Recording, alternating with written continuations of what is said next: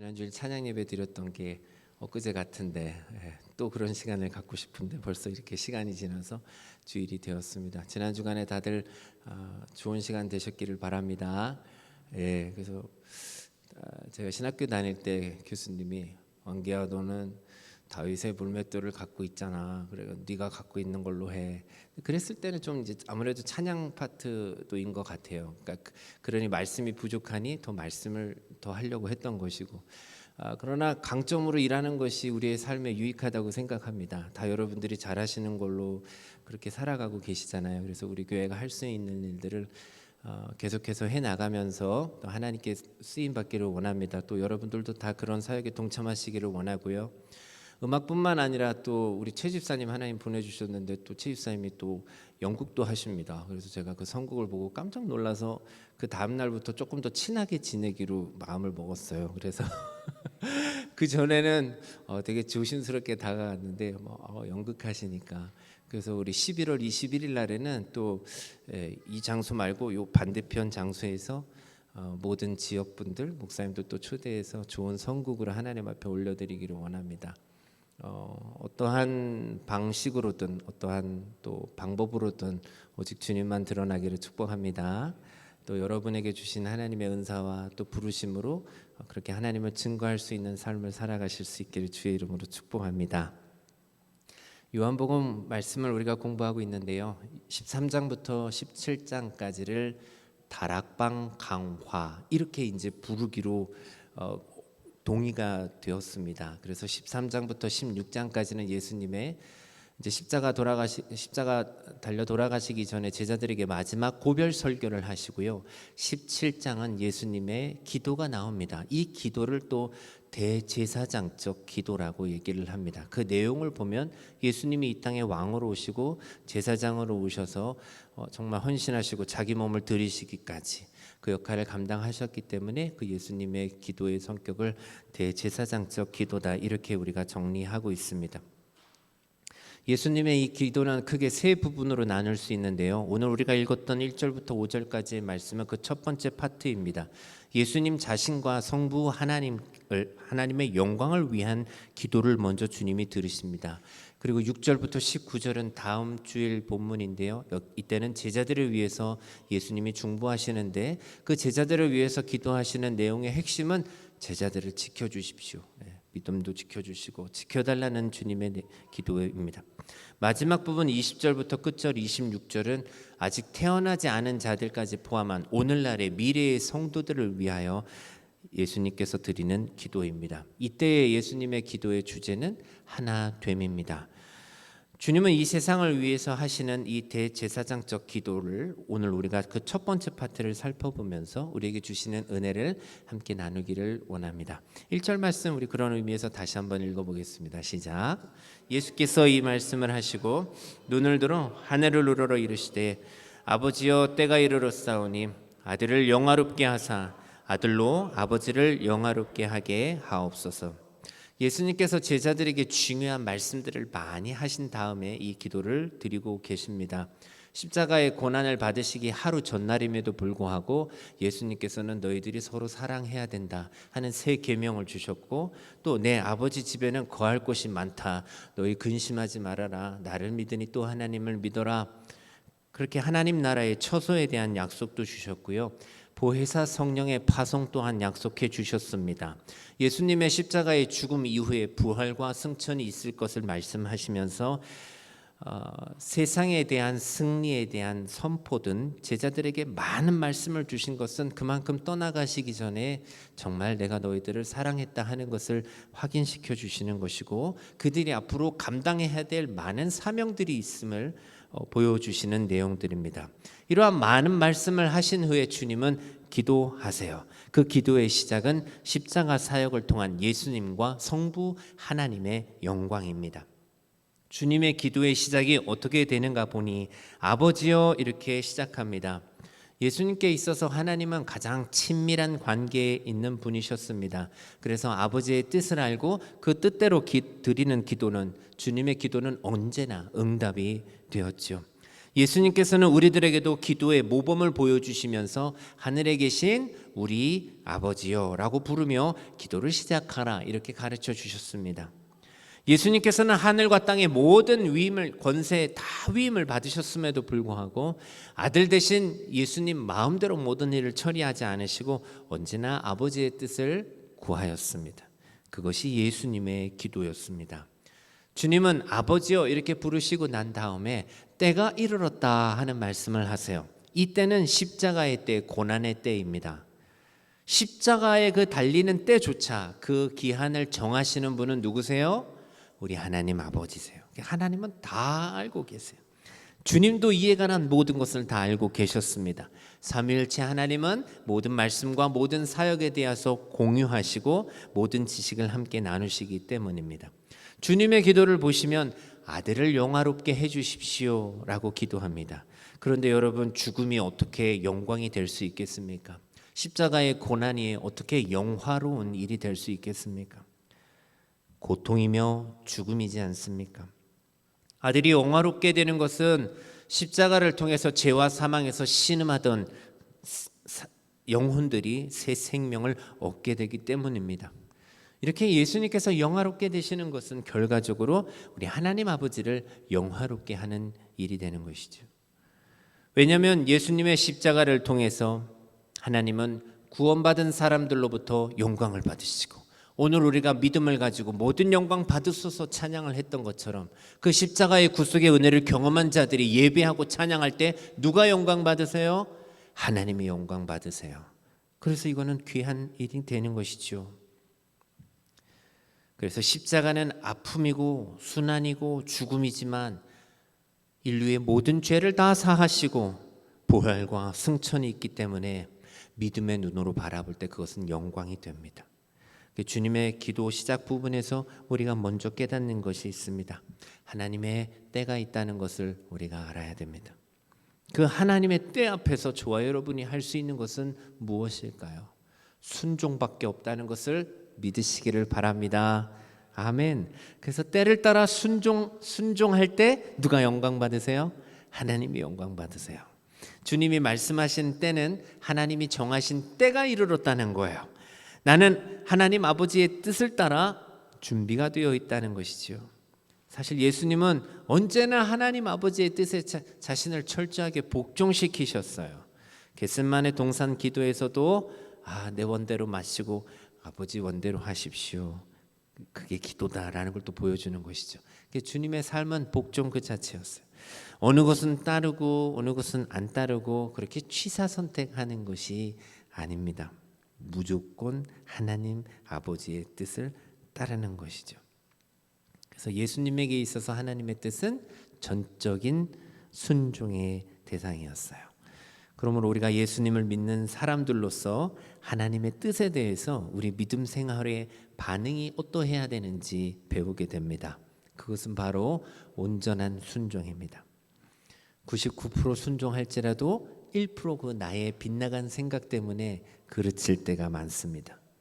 그래서 하나님의 말씀이라면 취사선택하려는 생각을 버리셔야 됩니다. 그리고 온전히 순종할 수 있는 힘을 달라고 구해야 되는 것이죠. 그래서 하나님의 뜻과 계획 앞에서는 우리 개인이나 목사라 할지라도 또 우리 전체의 생각은 죄송하지만 크게 중요하지 않습니다. 무엇이 중요한 것입니까? 하나님의 뜻이 중요합니다.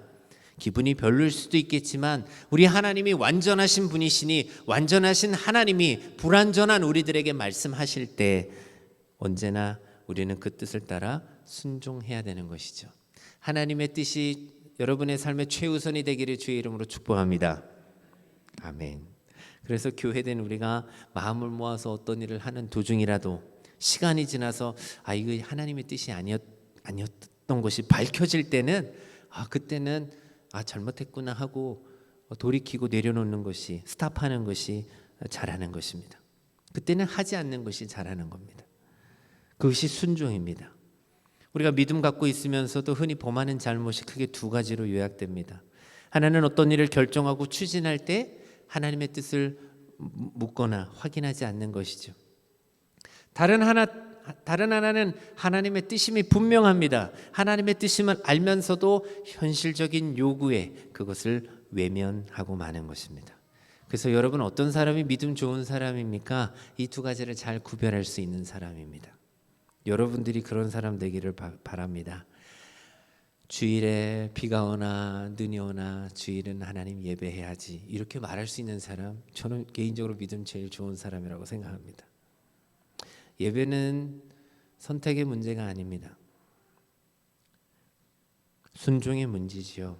이게 선택의 문제가 되는 사람은 주일을 온전히 지키는 것이 참 어렵습니다. 그런데 이게 내 믿음의 순종의 문제로 넘어가면 두려운 마음으로 정말 이 주일을 하나님 앞에 예배하기에 힘쓰려고 할 것입니다. 불순종하는 사람을 하나님이 어떻게 하시는지 우리가 말씀을 통해서 알 수 있기 때문에 믿음을 가지면 가질수록 그 믿음은 하나님께 순종하는 믿음이 되는 것이지요. 이스라엘의 초대 왕이었던 사울 왕입니다. 왕이 무너졌던 이유가 무엇입니까? 하나님의 말씀에 대한 불순종 때문이었습니다. 다른 것 아니었습니다. 하나님 말씀보다 현실적인 요구, 백성들의 요구, 여론, 저 사람이 저러더라, 대다수가 저러하더라. 그래서 백성들의 민심을 붙잡고자 하나님의 뜻을 거역합니다. 하나님이 그 사람을 버리셨습니다. 사람이 우리를 버리는 건 괜찮아요. 그러나 하나님이 우리를 버리시면 이거는 정말 너무나 어렵게 됩니다. 그의 인생을 비극으로 몰아넣었어요.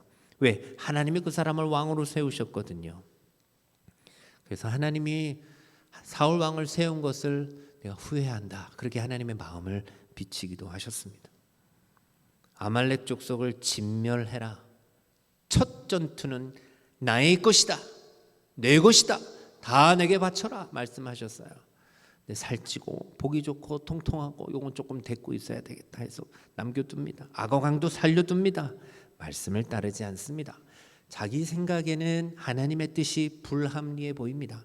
납득이 가지 않습니다. 이해가 되지 않습니다. 공감이 되지 않습니다.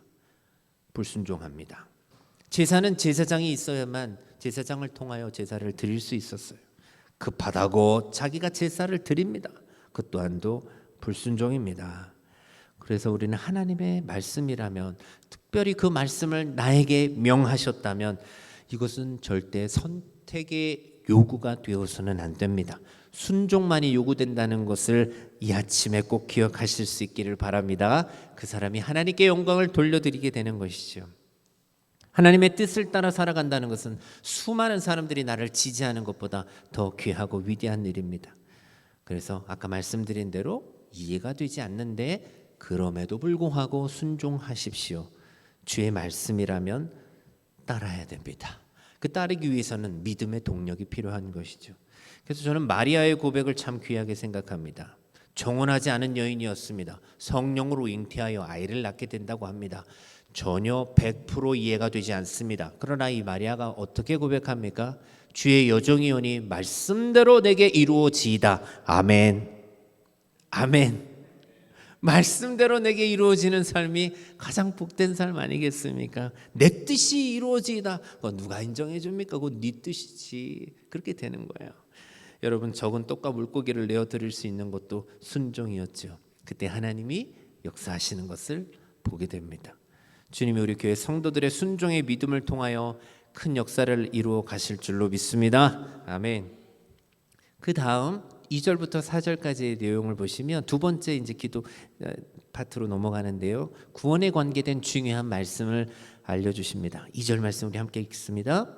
아버지께서 아들에게 주신 모든 사람에게 영생을 주게 하시려고 만민을 다스리는 권세를 아들에게 주셨음이로소이다. 아멘. 구원의 대상이 누구입니까? 아버지께서 아들에게 주신 모든 사람, 나하고 친한 사람, 뭐 이 사람 저 사람 아니고 모든 사람이 구원 대상입니다. 하나님이 우리에게 주시는 구원은 차별이 있습니까? 없습니까?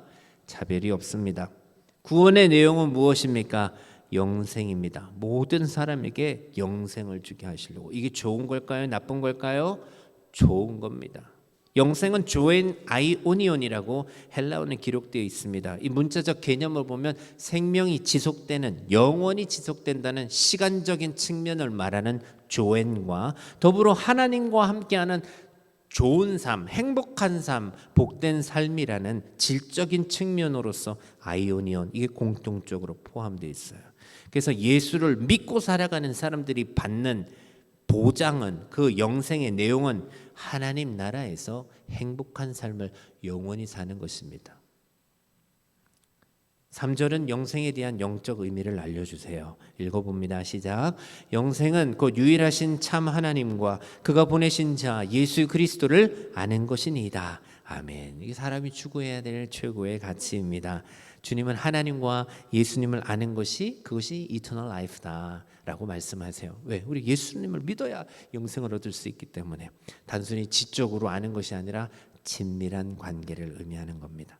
그러니 예수님을 모르고 하나님을 모르고서는 결코 영생에 대하여 얘기할 수 없는 것이죠. 4절 말씀을 또 읽어봅니다. 시작. 아버지께서 내게 하라고 주신 일을 내가 이루어 아버지를 이 세상에서 영화롭게 하였사오니. 그래서 예수님의 삶의 초점이 어디에 맞춰져 있는가를 우리에게 알려주십니다. 역시 하나님을 영화롭게 해드리는 데 있어요. 주님의 삶의 목적과 성도가 추구하는 모든 목적이 무엇이 되어야 하는가를 알려주십니다. 어떻게 예수님께서 아버지를 영화롭게 하셨는가, 이거를 생각해 보아야 됩니다. 주님은 아버지께서 자신에게 하라고 주신 일을 이룸으로, 완성함으로, 하나님이 내게 일을 주셨대요. 근데 그 일을 잘 함으로 하나님께 영광을 돌리셨다고 말씀합니다. 주님이 이루신 일은 아버지께서 내게 하라고 주신 일이에요. 역시 이것도 순종이라고 볼 수 있겠죠. 하나님 뜻대로 행한 주님의 모든 사역과 말씀은 다 하나님이 명하신 것이었습니다. 이런 일들이 하나님을 영화롭게 할 수 있었던 것입니다. 그 가운데 십자가는 주님이 감당하셔야 될 일 중에 가장 중요한 일 가운데 하나였죠. 그래서 십자가는 주님의 사역의 완성을 의미합니다. 우리 역시 아버지께서 우리에게 하라고 명하신 일이 있습니다. 그 일에 최선을 다하는 것이 하나님을 영화롭게 해드리는 길입니다. 그래서 두 번째 나눔은 우리가 어떻게 하나님을 영화롭게 할 수 있을까에 대한 좀 적용입니다. 여러분, 일들 하고 살아가시지요? 자신의 자리를 어떻게 믿음으로 잘 지키고 있는가?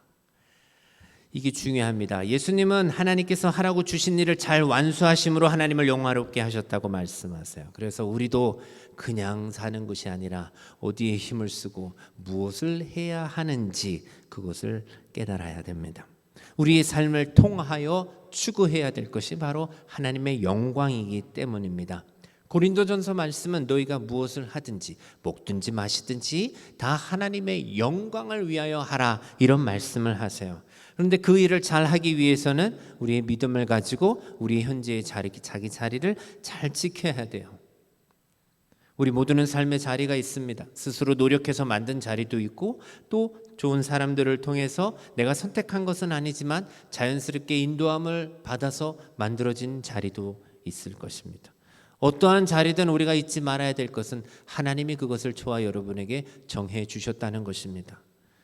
하나님은 우리를 부르십니다. 은사를 주시고 우리를 부르시고 그에 따라 일을 맡기십니다. 그걸 우리는 교회에서 사명이라고 말하죠.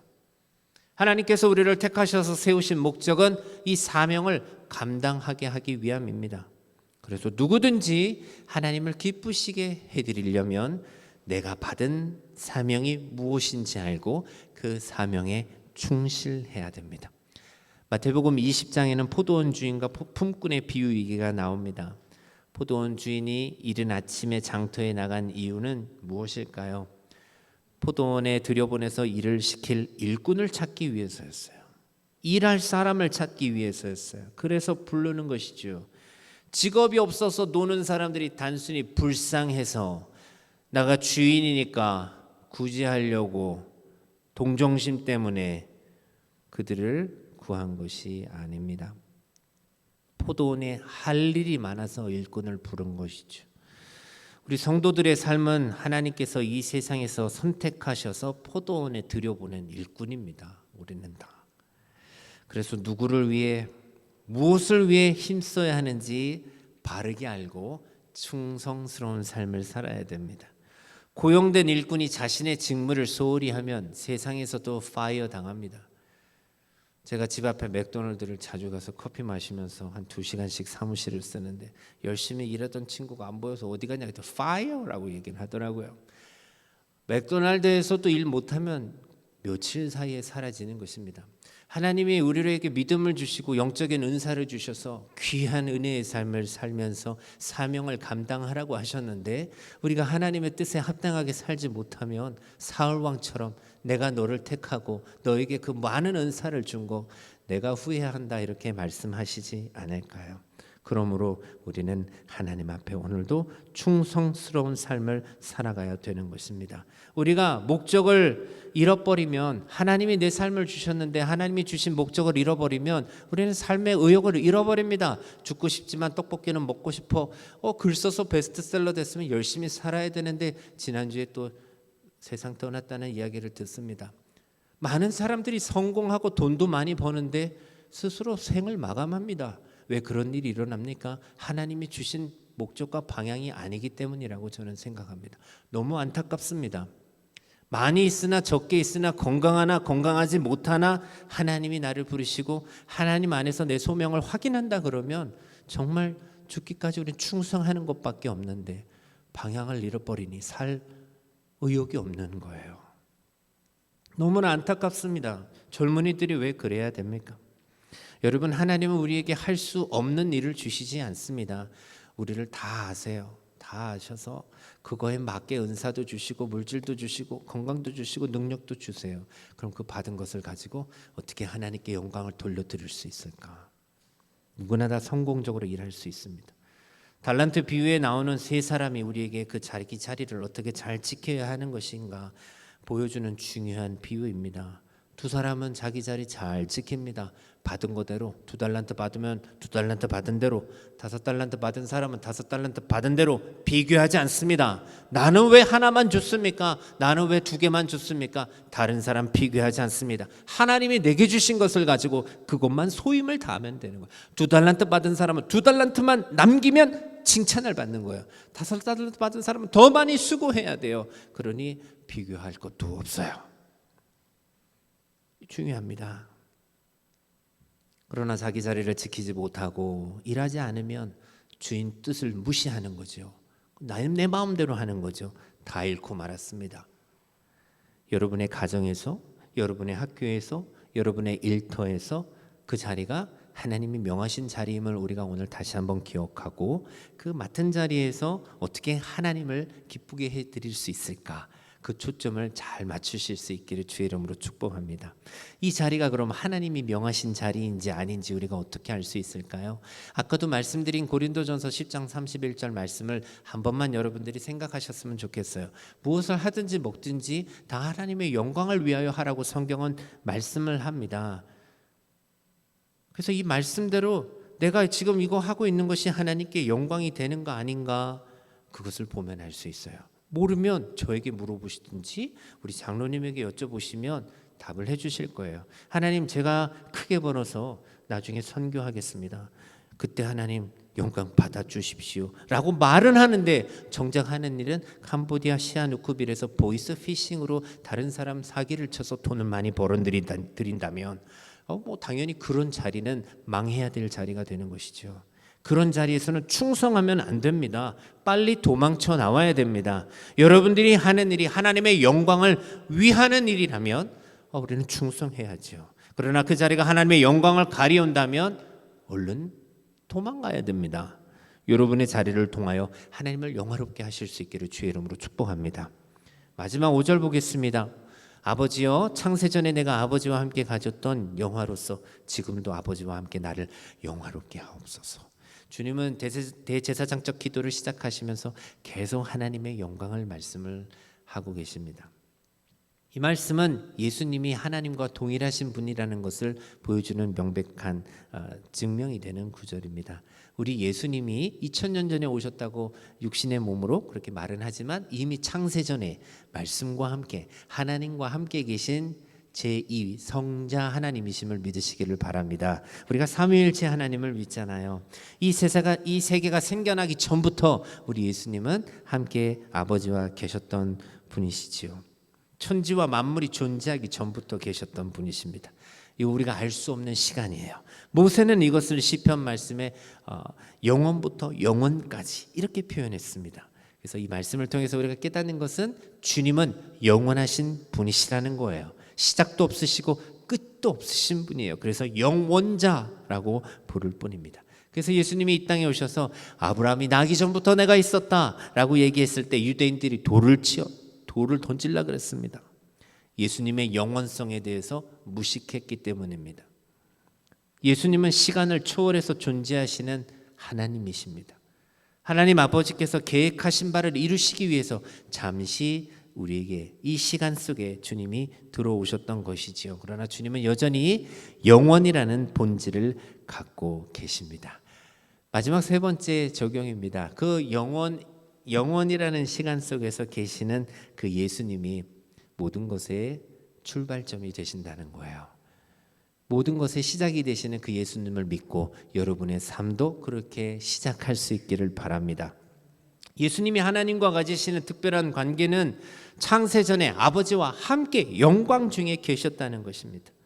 만물이 다 그로 말미암아 창조되었습니다. 따라서 예수님을 피조물로 보아서는 안 됩니다. 그냥 하나의 인간으로 보아서는 안 됩니다. 이걸 하나의 인간으로 보는 사람들이 여호와의 증인들입니다. 예수님의 신성을 부인하는 자들입니다. 이단입니다. 잘못된 것이죠. 그래서 우리는 예수님의 참된 신성과 참된 인성을 다 믿습니다. 이 중요합니다. 그래서 사도 바울은 예수님을 가리켜서 그는 근본 하나님의 본체시다 이렇게 말씀을 하세요. 주님은 우리와 동일한 사람으로 인간의 몸을 입어 이 세상에 오셨지만 본질은 우리와 전혀 다른 분이세요. 그래서 예수님 안에 있는 두 본성, 신성과 인성은 주님의 인간과 세계에 대한 지식의 완전한 출발점이 되심을 우리에게 알려주세요.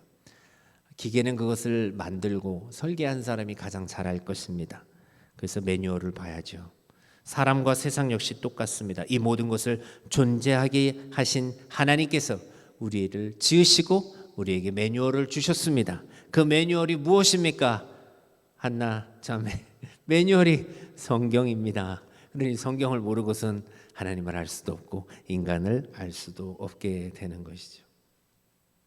그래서 사람과 세상을 바르게 이해하려면 예수님을 알고 예수님으로부터 시작해야 됩니다. 그래서 예수님이 없는 상태에서 얻게 되는 지식은 아무리 그럴듯해 보이고 다수가 동의한다 할지라도 완전하지 못해요. 예수님에게서 시작한 사람만이 하나님에 이르게 되고 또 사람이 무엇인지 알게 되고 또 내가 어떻게 살아야 하고 무엇을 힘써야 되는지 알 수 있습니다. 그 예수님을 믿으시고 예수님을 여러분의 삶의 출발점으로 삼으시기를 주의 이름으로 축복합니다. 이전까지 나의 영광만을 위한 삶이었다면 주님과 함께 시작하는 그 인생은 하나님을 위한 영광스러운 삶을 살아가게 되는 것입니다. 죽어도 사는 것입니다. 그렇게 우리 주님과 동행하며 살아가는 우리 조이풀 성도 되시기를 주의 이름으로 축원합니다. 아멘. 기도하십시다. 하나님 아버지 감사합니다.